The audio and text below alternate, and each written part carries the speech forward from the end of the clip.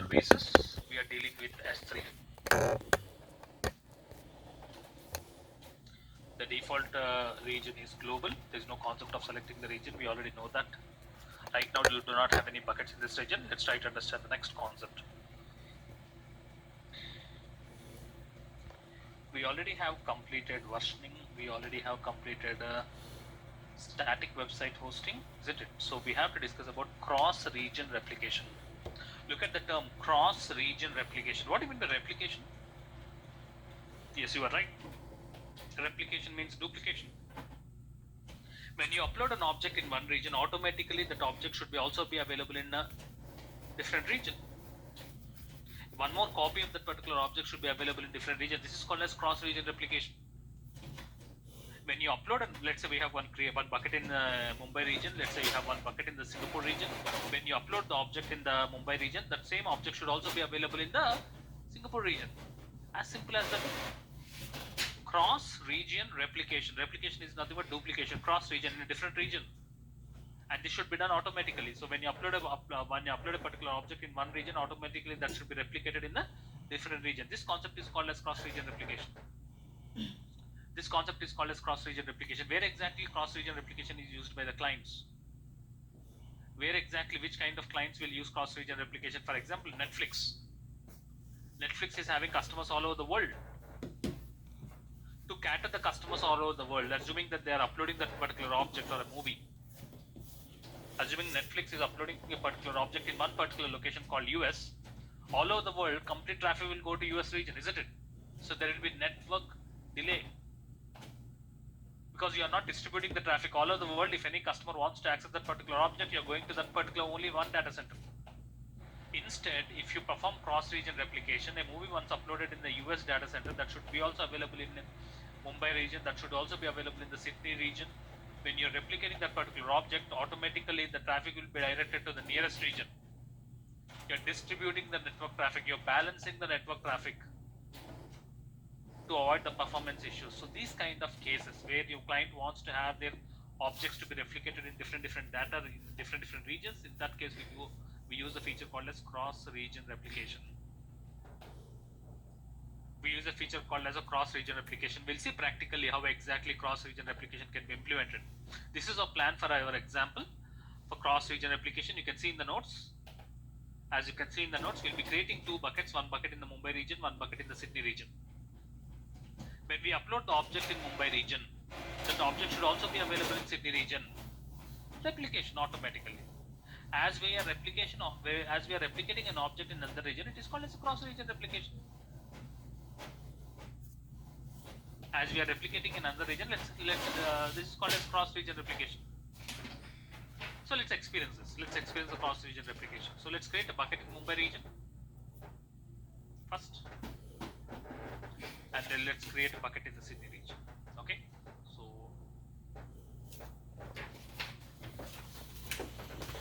cross-region replication example we are experiencing now. For that, we need to have minimum two buckets. One bucket I'm creating in Mumbai region, one more bucket I'm creating in Sydney region.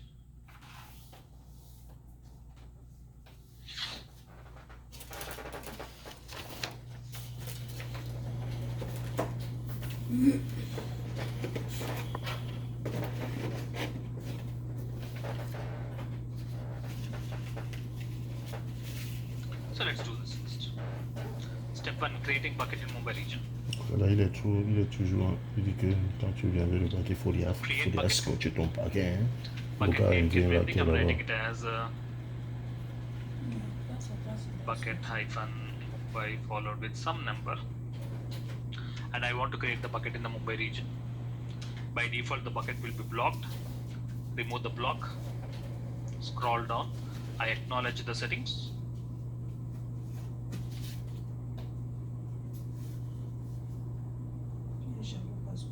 Create bucket.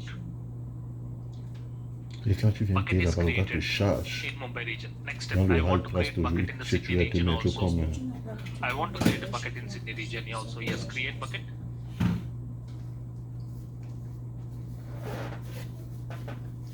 Bucket hyphen Sydney followed with some number. And I want to create the bucket in Sydney region. Scroll down. I want to block. I want to remove the block and acknowledge the settings. So to experience the cross-region replication, we should have minimum 2 buckets. So I'm creating 2 buckets. It is obvious that 1 bucket is available in the Mumbai region and 1 bucket is available in the Sydney region. So as simple as that. So 2 buckets are ready. So in my example, source region is Mumbai. So I want to upload the object in the Mumbai region. So I want that cross-region replication feature to be enabled. We have to enable cross-region replication. In which region? I am enabling the cross-region replication feature. CRR. I am enabling cross-region replication in the Mumbai region. Enable cross-region replication in the Mumbai bucket. Select the Mumbai bucket. We have an option called management. In the management, there is something called replication rule where we have to create a replication rule. Replication rule can be anything, and you have to select the destination bucket. First point, if you want to enable cross-region replication, if you want to use this cross-region replication, very important point, versioning should be enabled first in both the buckets. Very, very important. In the Mumbai bucket, versioning should be available, should be enabled, and then in the Sydney bucket also we should enable versioning. So first let's do that. That's a prerequisite. If you want to use this cross-region replication feature, versioning should be enabled in both the regions, Mumbai region as well as Sydney region. So first step, what I'll do, I enable versioning. This is a Mumbai bucket. Properties. Bucket versioning by default is disabled. Edit. Enable.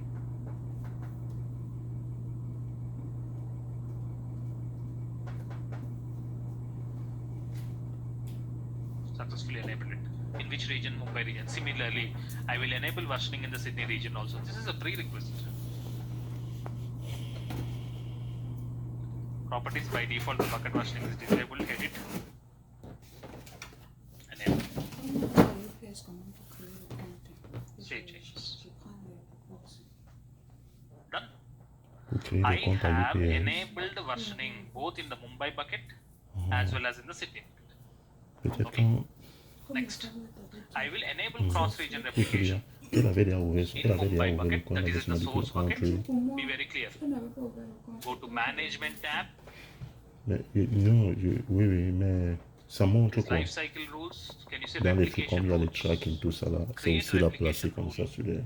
sur les bords, tu vas voir. Create a Order, replication rule. all this one, c'est aussi là. Replication rule can be anything. For example, any name, replication Et rule. à For partir de example, ton compte. CRR1. This is the name of the replication rule. Okay. What your replication rule says that I want to apply this replication to all the objects. I want to apply this replication to all the objects in my bucket. Your destination bucket. Already source bucket, you already have selected Mumbai bucket. You need to choose the destination bucket. Browse. And I want to choose my destination bucket as Sydney region. Choose. Destination bucket has been selected. Choose an IAM role. Choose an IAM role. So do not worry about this. Create a new role. IAM role we'll be discussing soon in the next service. So there's a concept called IAM role. We'll be creating a new role. That's it. What is IAM role? IAM role we'll explain soon in the identity and access management. That's it. See.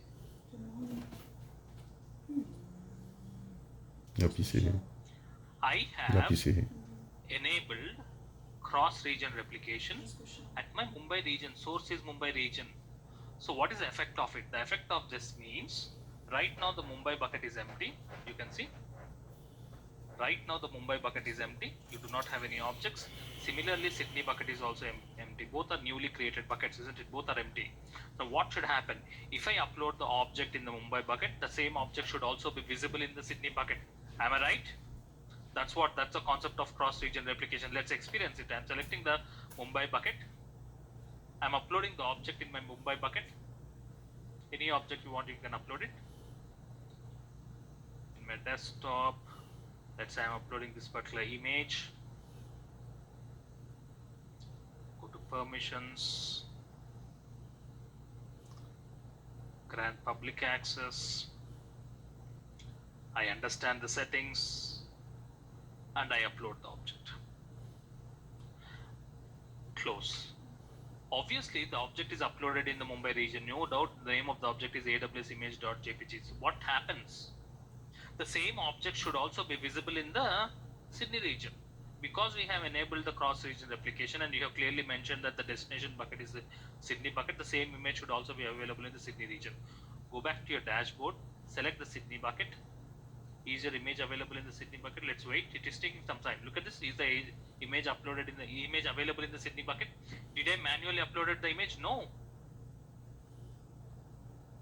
We have enabled cross-region replication. Automatically, whenever you upload an object in the Mumbai bucket, automatically that object will also be replicated, duplicated in the, both are considered as an individual bucket, no individual objects now.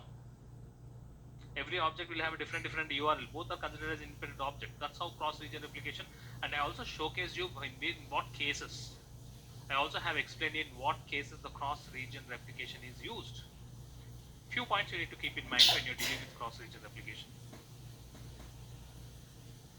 So let's upload the object in the Mumbai bucket, that also be available in the Sydney bucket. So few points you need to keep in mind when you're performing cross-region replication. Please observe. Vice versa will not happen. You have applied the rule from source to destination, from Mumbai to Sydney. Vice versa will not happen. So don't think that when you upload it in Sydney that will be available in Mumbai. Vice versa will not happen. Next point. If you delete the object in the source region, it will not be deleted because both are considered as independent. There is no synchronization, there is no relation. Both are considered as independent objects now. Only replication happens. Rest of the things, they are independent completely. Don't think that when you delete it, it will be automatically. If you delete from Mumbai bucket, it will also be deleted in the Sydney bucket. No, it will not happen.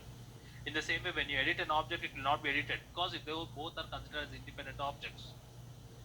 Replication is only about duplication. Once the duplication is done, both are considered as independent objects. I hope I have clearly explained in how we have clearly seen how exactly the replication is happening, and then what cases to reduce the network traffic. Okay, so to balance the network traffic, cross-region replication is used by the client. So this is about, as the name suggests, as simple cross-region replication. Okay.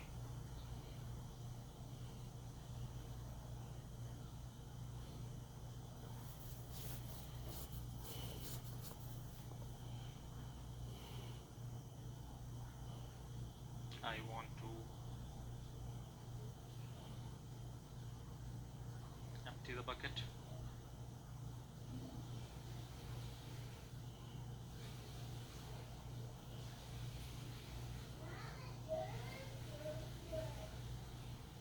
And I want to delete the bucket.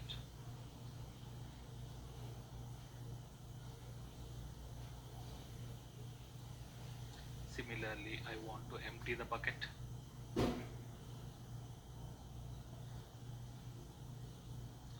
Most of your questions can be easily answered when you search in Google. Okay, standard questions are really easy to get the solutions. And I want to delete the bucket.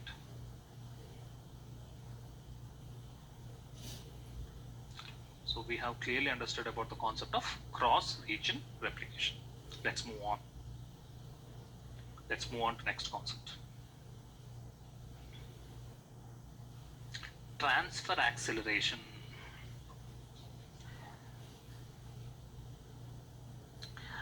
Transfer acceleration.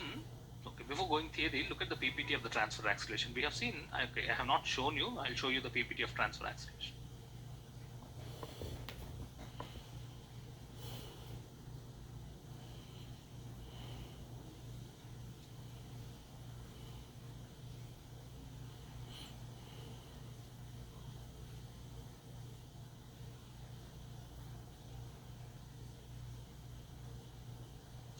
Transfer acceleration enables fast, easy, secure transfer of files over long distances.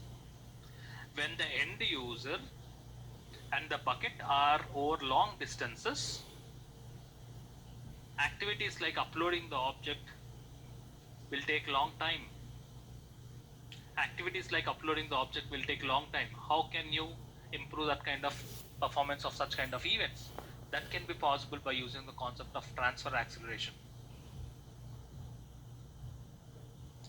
Next point. Transfer acceleration takes the advantage of distributed edge locations. You should know what is edge location. Transfer acceleration takes the advantage of CloudFront's edge locations. What is edge locations? You should have a understanding. Okay. The data arrives to an edge location. Data is routed. Then once the data is arrived to the edge location, from then it will be routed to the desired bucket by using the optimized network path. All these will be very, very clear. Okay. By looking at this next image. Look at this. Look at this image. Transfer acceleration feature. Where exactly transfer acceleration is used by the clients. Please look at this. A end user is somewhere in New Zealand. He wants to upload the object into the bucket which is somewhere in UK, London region or whatever it is. When the bucket and the end user who is trying to upload the object are at very long distances, it's very, very thousands of miles away, agree or not? The end user is somewhere in New Zealand and the bucket is in UK or London. When both are geographically at very long distances, especially uploading the objects will take a very, very long time. And because of network failure, if there are any disturbances in uploading, again we need to start from the beginning, isn't it? So these kind of issues happens when the end user and the bucket are very, very long distances. How does AWS provides a solution for this kind of cases? Yes, AWS provides a solution for these kind of cases by using the concept of transfer acceleration feature. In this transfer acceleration feature, AWS uses edge locations. Edge locations are different, regions are different. I said you need to understand the concept of edge locations. In this particular PPT, this is nothing but an edge location. Can you see this? These are nothing but 1, 2, 3, 4, 5. These are all edge locations. AWS maintains many edge locations all over the world. Edge locations are nothing but small, tiny data centers. Small data centers, which has limited capability. There are a lot of edge locations AWS maintains, and they're across world. There are different locations where there are edge locations. If you can see in the Google,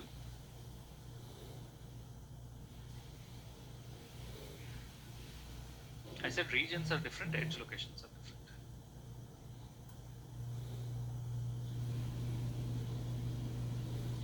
Number of edge locations.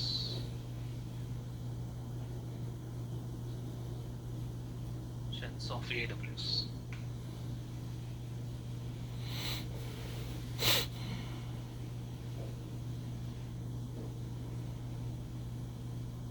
$255 edge locations.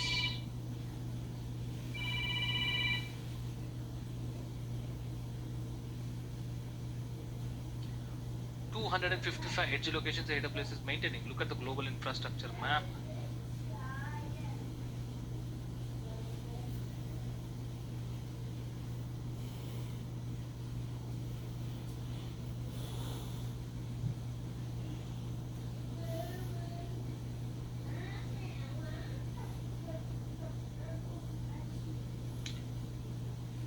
How many regions?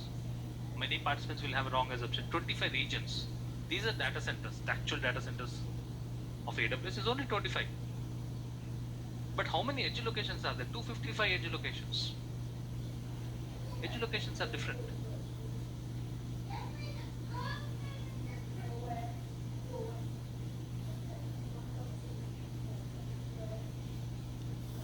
We have an edge locations, edge location already available in Hyderabad also.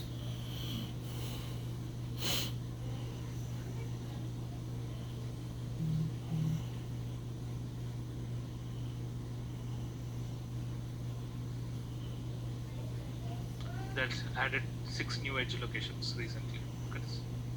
6 new edge locations as part of their network.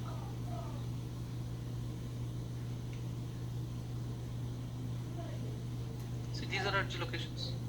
We have an edge location in Hyderabad also. It's in Gachibowli.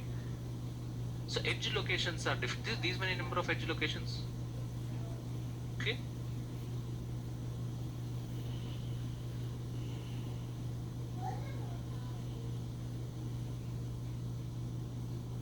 In Bangalore, in India, we have 3 edge locations. One is in Bangalore, one is in Chennai, the other one is in Hyderabad. So in India, New Delhi also is available. These many number of edge locations. Edge locations are tiny data centers. Now the advantage of these kind of edge locations is, look at the image again. If the end user wants to upload the object into the bucket is in UK and the end user in New Zealand. So what happens? First the object will be uploaded to the nearest edge location. As there are 255 edge locations scattered across the world, they are definitely nearest edge location no matter anywhere in the world. First the object will be uploaded into the nearest edge location. From the edge location, the data will be uploaded to the bucket. Hop, step and jump. First the object will be uploaded to the nearest edge location. From the edge location, it will be uploaded into the bucket. You may think finally the distance is the same. Yes, the final distance is the same, but the point is, when an end user uploads the object, first the object gets uploaded to the nearest edge location. That will be happened using the end user's AWS speed, in end user's internet speed.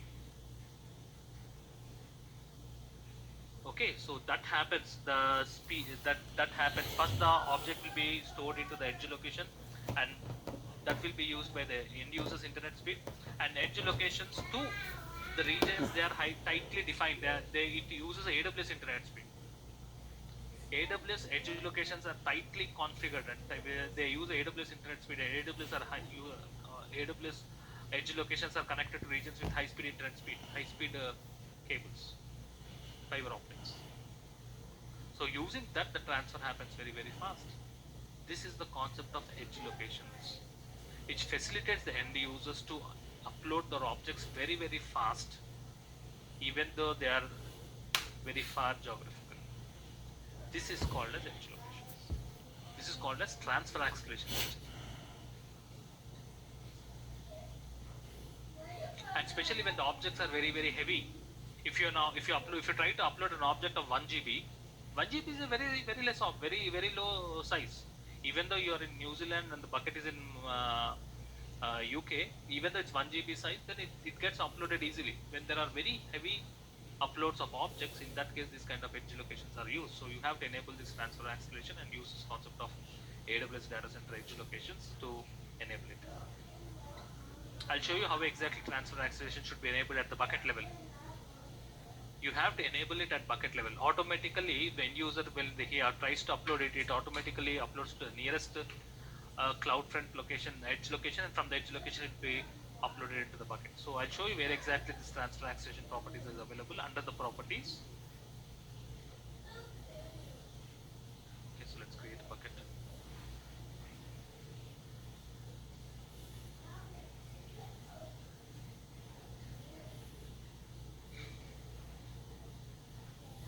I'm creating the bucket in by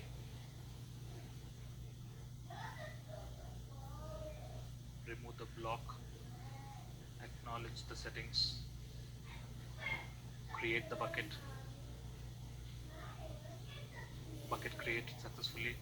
Go to your bucket, properties. There's a property called transfer acceleration.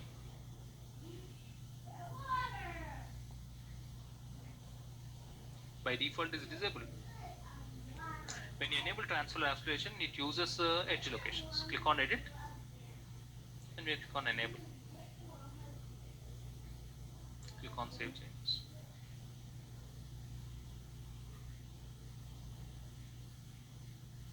That's it.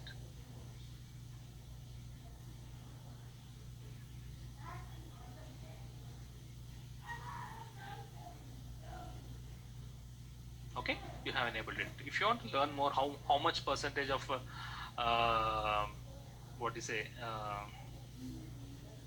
how much percentage it will be accelerated, how much performance will be improved with specific to that particular transfer acceleration feature. You can get more information with respect to data transfer speed, where they'll also show you the results. Sometimes when you enable transfer acceleration, it will be more, your upload objects will be here because of some network issues at my location. My office network systems are not allowing me to show you, but you can enable this transfer acceleration, so automatically it uses the edge. There's no concept of manually selecting the edge location. It automatically routes to the edge location. From the edge location, the object will be uploaded into the bucket. So this is called as transfer acceleration feature. Okay, and all these are not for free. Keep that in mind. Immediately I'm disabling it. Next. Encryption. When a clients think that the object is very secure, very important, AWS provides one more layer of security. AWS provides highest level of security wherever possible. Remember, the highest concerns the client have, remember this point, the highest concerns the client have when they want to move to cloud, whether it is AWS or Azure or GCP, when the client don't want to maintain their own data centers, instead they want to move to AWS, the highest concern is not the bill. The highest concern is security. Is my data secure? They're ready to pay the bill because of the features what the cloud providers are providing. That's happy, they're happy for it. But the most important point is security. The highest concern what the clients have when they want to migrate to cloud providers is the security. So that's the reason there's no concept of compromising the security wherever possible. Wherever possible, AWS provides the highest level of security. So here also with respect to bucket, when clients think that that particular object is very important, highly secure, you can encrypt it. When you enable encryption, and when you enable the encryption at the bucket level, whichever the object you're getting uploaded, it will be encrypted and saved. So there's no concept of hacking, or there's no concept of illegal reading or something like that. Your data is highly secured. So you can encrypt, you can enable encryption at the bucket level, and AWS provides two types of encryptions. AWS provides two types of encryptions. One is AES, stands for Advanced Encryption Standard. The other one is KMS, stands for Key Management Service. First one is single encryption, the other one is double encryption for more security. Okay, so how to enable encryption? As simple as that. There's go to properties, there's a concept called encryption. We already have discussed about transfer acceleration. I'm talking about the encryption. By default, the encryption is disabled. But if you think that the client wants to have this one more layer of security, yes, you can do that by clicking on edit. And then you can, when you click on enable, it will ask you there are two types of encryptions. So you can read more about the encryptions. The second one is a more high quality encryption. So the first one is a basic encryption. So that's how you can enable encryption as per the client requirements. And these are all paid features. And whenever the object gets uploaded, it will be encrypted and it will be stored in the disk. And whenever you're accessing that particular object, the object will be decrypted and shown to the users. Okay, so that's how the security is maintained. Encryption, decryption happens automatically. This is about encryption. Next.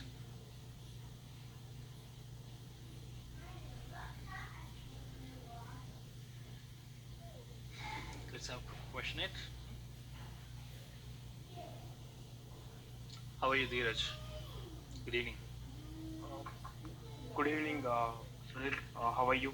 I'm doing well. Thank you, Dheeraj. Thanks a lot for the opportunity, Sunil. Thank you, Dheeraj. Yes, your question, please.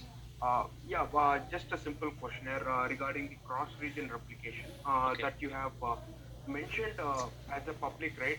You have given the versioning as a prerequisite, and as well as you have granted the public access. So if you have given the private access, you can't enable access the object in Signa region. Is that the thing? Or there is no related to that public access, even though you make it private, but still the object will be replicated in different region. Okay. Okay. There's no okay. Yeah. I have one more doubt. Yeah, it's regarding the classes. Can we discuss now? Yeah. Because it's related to S3, definitely can. Yeah. Because there are different classes, isn't it? Correct. When you're uploading the object, AWS provides you different classes. Yes, your question, please. Yes, Sunil. As the class, it will be a standard one, right? The default class is a standard class, which is a high-speed class. High-speed class. So, can we? So, is there any prerequisite, like do we need to I mean, like define the class before creating an object, or can we do either before creating an object or after creating an object? Is there any prerequisite like that, or do we need to definitely? Your question is selecting the class, right? Exactly. Yeah. When you're actually what we have seen yesterday is we have uploaded the object, and then you can see that the class is standard. Instead of standard, let's say we have moved to the low level class, isn't it? Yes. Instead of that, at the time of uploading itself, we have an option of selecting the class. Okay. Correct. Dheeraj? Correct. That's what your question is. Can we select the class at the time of uploading the object? Exactly, Sunil. Yes. So let's say right now the bucket is empty, Dheeraj. Yep. I'm uploading a particular object. Okay. I'm uploading a particular object. You can see the object is when uploaded. Scroll down. Go to properties. Here, can you see we have storage class? You can specify the storage class at the time of. Dheeraj, are you there? Okay. Yeah. Yes. Sunil. By default is what? Standard. Yes, Let's say standard. you don't want it standard, you can go to cheaper storage class. Okay. Then you can upload. Got it? Okay. Got So it. at the time of uploading itself, we can select the class so that to avoid the bill. Okay. And the moment you select an object now, you can also see where in which storage class the object is using, isn't it? Yes. Sunil. Correct. See, storage class, it is one zone now because we have used a different storage class. Different storage. True. Yes, at the time of object itself, there is an option of selecting the storage class. Thanks a lot, Sunil. Anything more, Dheeraj? That's all from How my is your side. learning going on? It's very good, Sunil, and it's very easy. I mean, like you are making things easier. Okay, thank you. Yeah, May I know your thanks a lot. experience? Yeah, I have 6 years of experience. So I have done 2 years in service now, and before that I was in application support. Okay. Right now, currently in service now. Exactly, Sunil. It's the latest product, and most of the clients who are using service now, they are on cloud, I think, to my knowledge. Exactly, Sunil. So they are planning to have it in cloud as well. Few clients. Do you know AWS or is the first time you're learning? No, the first time I've got this information from my friend who have already completed your training in the 71st batch. Oh, okay. Yes, it's really helpful. Thanks a lot for that. You're happy for the training, right? Yeah, very happy for the training. Thank you, Dheeraj. Thank you.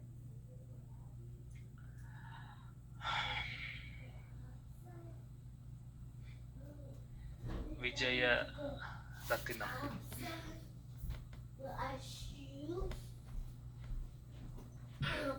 Good evening, sir. Good evening. How are you? Thanks. You're from which location? Said you are taking it away of this. You're from which location? I'm from Tamil Nadu. Tamil Nadu. Okay, yes. Your question. Sir, my question is actually, when we upload an object, is defaultly stored as standard. Standard. Default class is standard. We want to change the objects into the classes which are available. You want to change My the question class? is- No. My question is actually, before, as you said yesterday, we upload something like Netflix because of demand.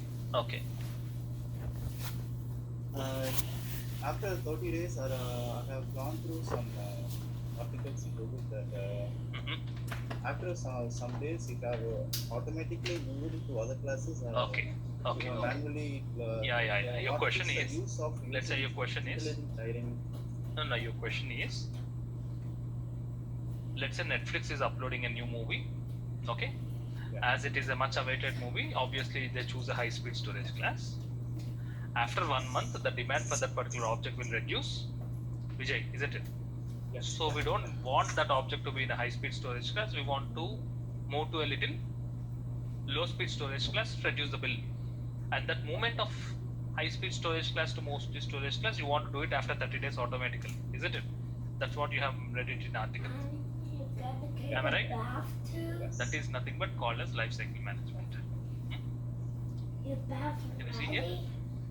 You can define rules after 30 days. After 30 days, that particular object will be moved to one particular class, and after 60 days, object can be moved to other low speed storage class.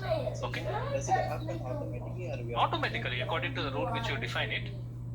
Once you define the rule, the object will automatically move from one storage class to other storage class automatically after those many number of days. Okay. What's the concept of this intelligent hiring?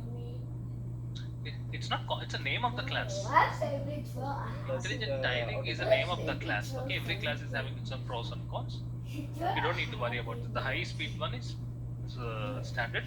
The more you go down, the lower performance you will have with respect to classes. Okay.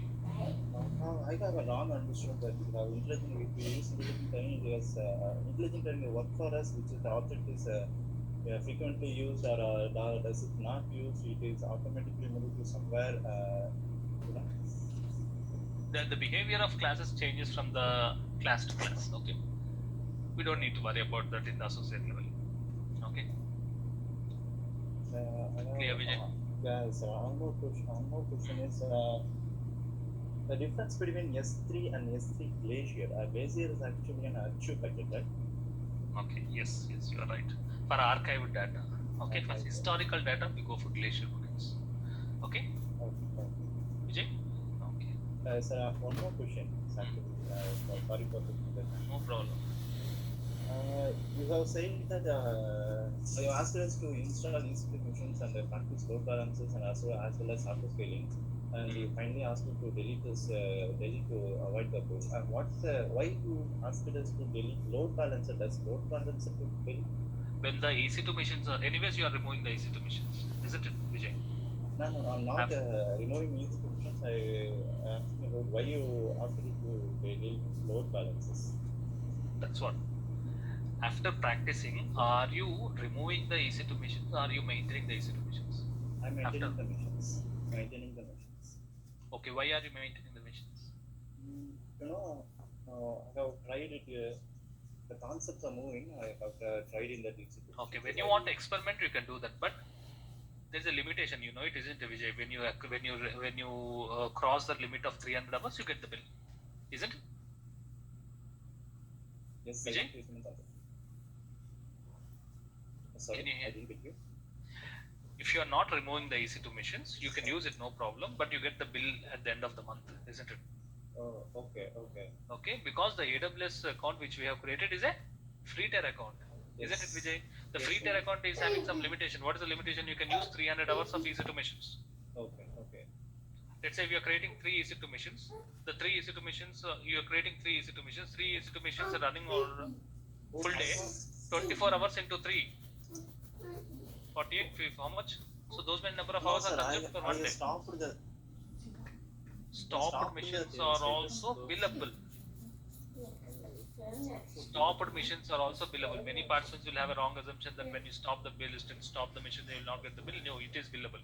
Because no, whether you are using or not, AWS has allocated you some RAM, AWS has allocated processor, and AWS has allocated you hard disk. You are not using it, you are stopping it. So it's also billable. So if you want to avoid the bill, what you have to do, you have to permanently remove the EC2 machines. How do you permanently remove the EC2 machines? By concept of terminating. Now, why I have shown you removing the load balancer? Because when you terminate the EC2 machines, there's no meaning in maintaining load balancer, isn't it? Because EC2 machines are terminated. So I'm removing the load balancer. If you don't want to remove the EC2 machines, you want to maintain the EC2 machines, then definitely you have to use load balancer. You should not delete the load balancer. Okay? So one more suggestion I want to do that. I have created a bucket and put some HTML files which I downloaded from the internet. Static website hosting concept yesterday you're talking. Yeah. Wow. I want to You okay? connect it to even also root 53. Domain name. Yeah, I want to move as a domain. So you have to buy the domain name, first point. Yeah. And then once the domain name is available, then in Route 53 there is something called hosted zones. Yes. Okay, then we need to create alias record and endpoint. You should mention this bucket endpoint. That's it. We'll see that when you're learning about Route 53. Yeah. Sir, another database oriented. So most of those times are saying that we're using RDS. What about DynamoDB? Most of That is for NoSQL instances, I think so. There are NoSQL instances, like there are a few are RDBMS instances. MongoDB is all NoSQL, document-based models. For that, we go for most of the job sites are seeing that DynamoDB is recommended. there are different types of services for different types of instances. We'll discuss because when you're learning about RDF, we'll have a discussion. Okay, Vijay? Thank you. This one is to update, right? Okay. This one is to reach for Next. us.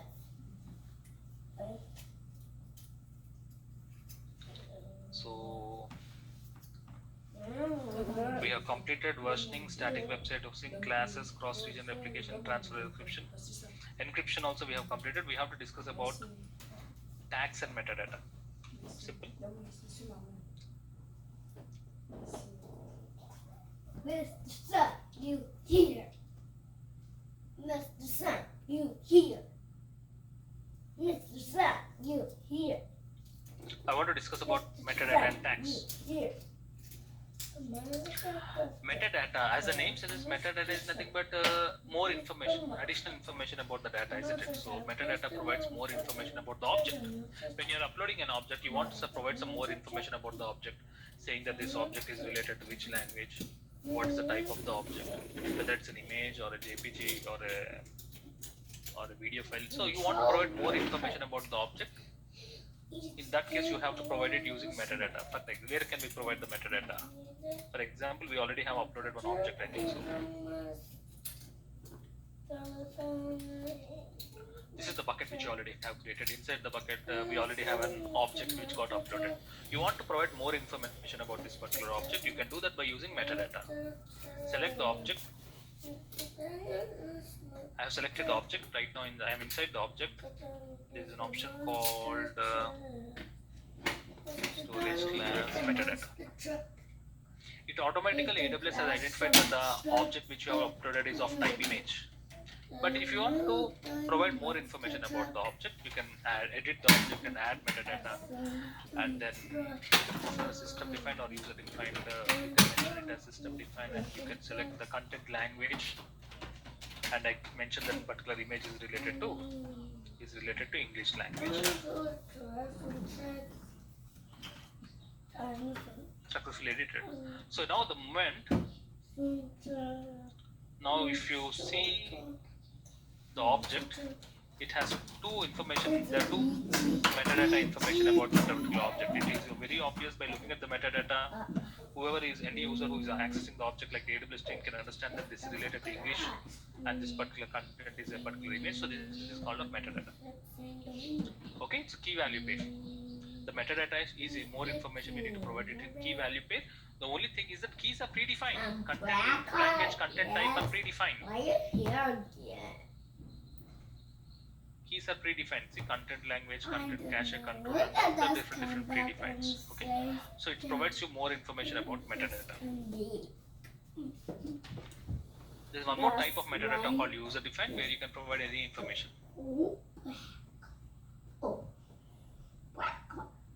Okay, so but this particular image is used for a project, and the name of the project is, let's say, PayPal. Okay, so you can also provide this kind of user defined information. User defined. This metadata is uploaded by team. Which team? Is a UK team. This object is related to UK team. So, and edit metadata. Okay, so you need to provide its own format.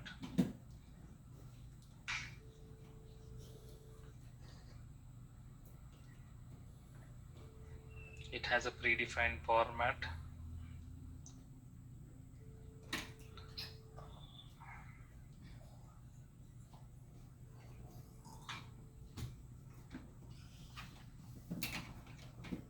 Adding under information. This is also user defined information. This is, I'm writing it as team. You get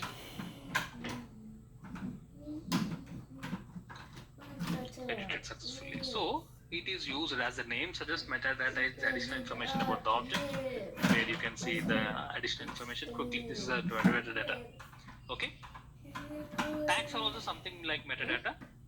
It also helps you to provide additional information about the object. But general tags, what you provided for a particular object is used. It can be referred in the billing. Okay. For example, I'll show you tags. Tags are purely user defined. In metadata, you have three values like type, keys, and value. But here we have key and value completely user defined. Here also you can provide additional information. I'm adding a tag. I'm mentioning it as project. Here also mentioning the project and value. I'm providing a value as PayPal. So both are similar. Metadata and tags are both are similar. The only change is that tags can be reflected in the invoice. Okay, so when you are in the bill, you can see the tag is reflected as we have linked the tag to the image. Because of that particular image, if you're getting more bill, the tag will be reflected in the invoice. So especially tags are used to track the billing part. Okay, and then metadata is used for providing more information about the object. So this is about metadata and tags. Both are used for providing additional information about the object which we have uploaded. Next.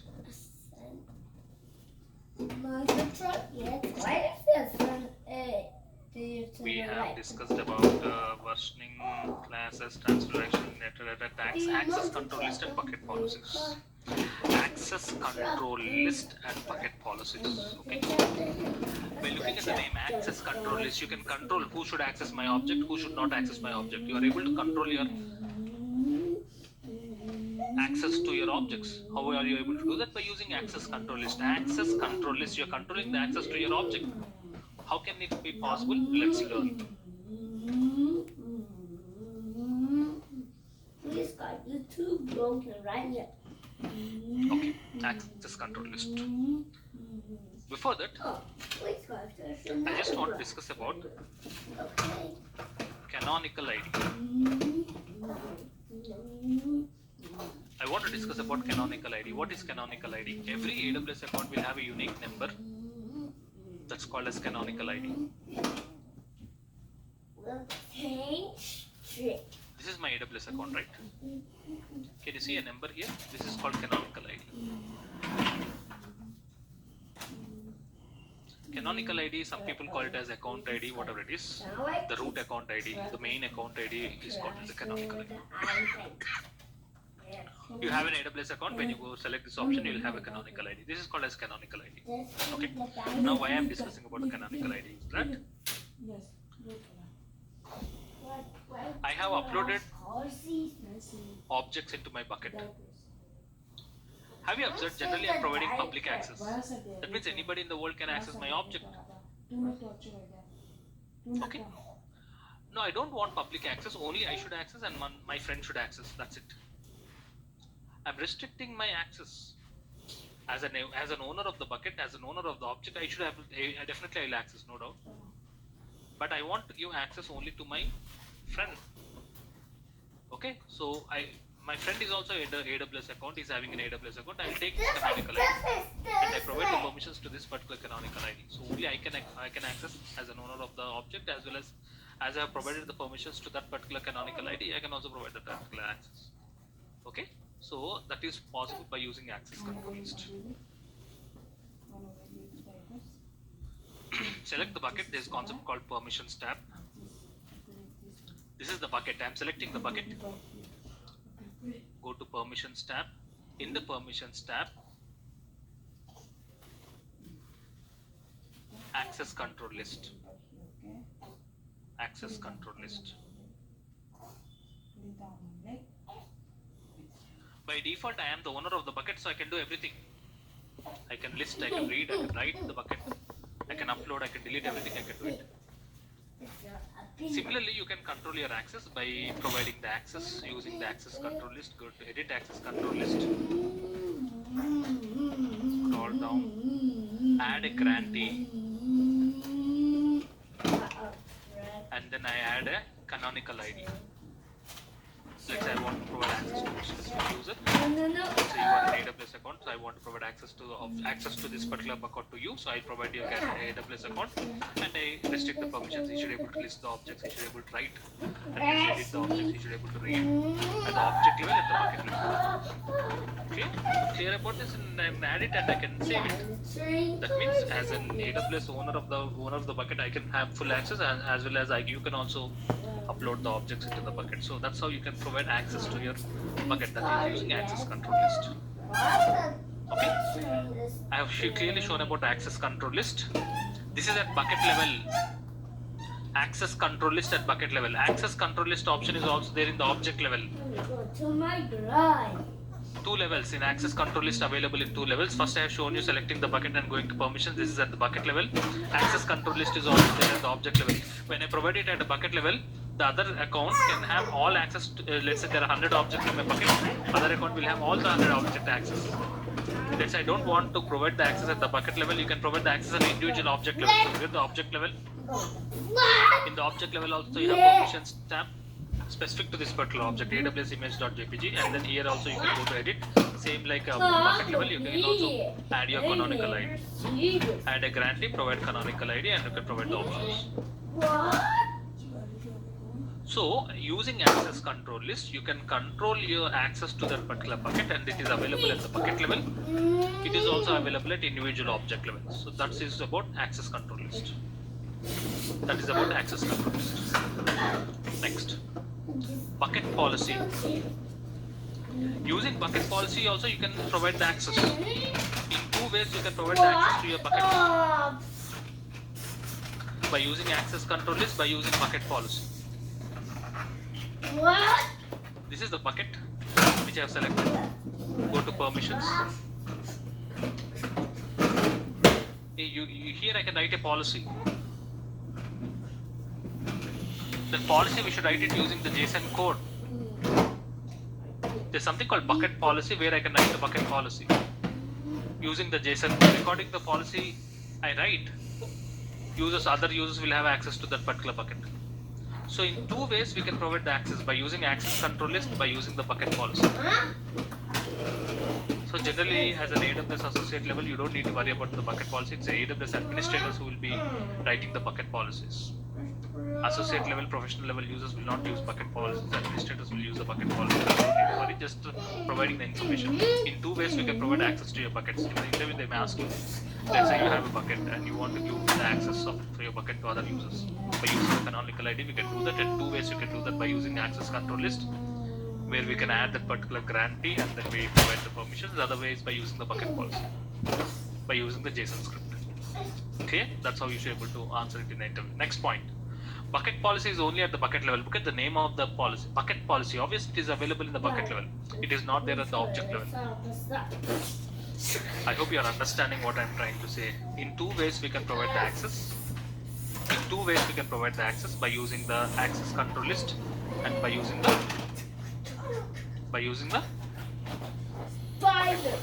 access control list in two levels. We have it at the bucket level.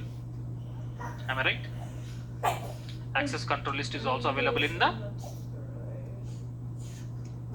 object level, whereas bucket policy is only available at only one level. Which level it is? Obviously at the, as it is bucket policy, it is available in the bucket level itself. Okay, these are the ways we can provide access to your buckets to others. Using access control list and using bucket policy. Next. Life cycle management. Vijay asked just now. Let's say when you are uploading the object, I want to upload it to high speed class, that's called a standard class. After 30 days, I want my object to be moved from high speed class to class. After 30 days, you can define these kind of rules. This is called as a life cycle management. We need to create a life cycle rule. Okay, we need to create a life cycle rule at the bucket level, and all the objects which are there in that particular will follow the rule. Clear? Clear about this? I'll show you how exactly we can define the life cycle rule. Go to bucket. There's a management tab. Here we should create the life cycle rule. Right now I'm in a bucket. Go to management tab. Can you see right now there are no life cycle rules? I'm creating a life cycle rule. Rule name can be anything. I'm rating it as rule 1. I want to apply the rule to all the objects which are there in the bucket. I acknowledge the settings.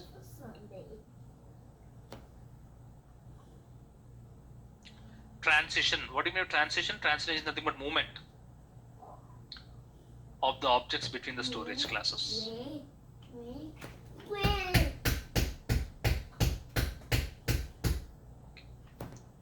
Let's do one thing. I delete the object.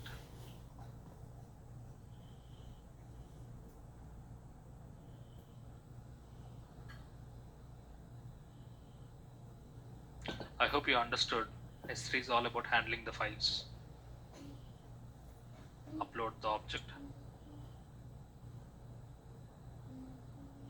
I'm uploading a particular object.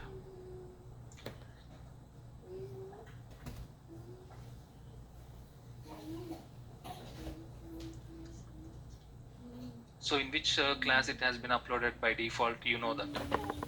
By default, the object will be available in which class, you know that, isn't it? The default class is storage. Now I want to define lifecycle management rules. Go to the bucket, management tab, create lifecycle rule. Rule name can be anything, I'm writing it as rule 1. I want to apply rule to all the objects which are present in the bucket, and I acknowledge the settings. The action what I want to do is, I want to move the current versions of the object between the storage classes to, right now it is standard, I want to move to standard 1A, the next lowest class after 30 days. From the 30 days after the object creation. Let's say after I have created an object today, that means I have uploaded the object today. After 30 days, that particular object will be moved to this particular class. I can add one more transition. I want to move the object to Glacier after 90 days. After 30 days, it will go to this particular object. After 90 days, it will go to more cheaper class. Like this, you can define the rules, and I acknowledge the settings. I create the rule. This is called as lifecycle. Automatically, all the objects after 30 days will be moved. You can also see the rule, and whenever you want, you can edit the rule. You can see how exactly the timeline summary is. Day 0, the object will be uploaded. Day 30, that particular object will be moved to standard 1A. Day 90, it will be moved to Glacier. Like this, you can define the rules. According to the rules, the objects will be moved from high-speed storage class to cheaper storage classes, which helps the clients to avoid the bill.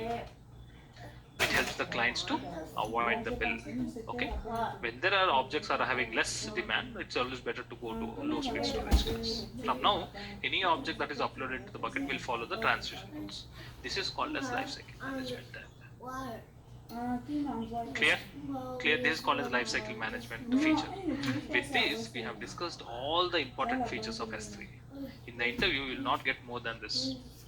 This is all about S3. It's a storage management, it's file storage, and we have discussed all the features which are required for S3. If you, anyways, any service is very vast. You can explore from here, but these are the most important features which we have covered with respect to S3. With this, we have completed the concept of S3. With this session, we have completed the concept of S3. And tomorrow we are moving on to the next service called as IAM. Stands for Identity and Access Management. What is Identity and Access Management?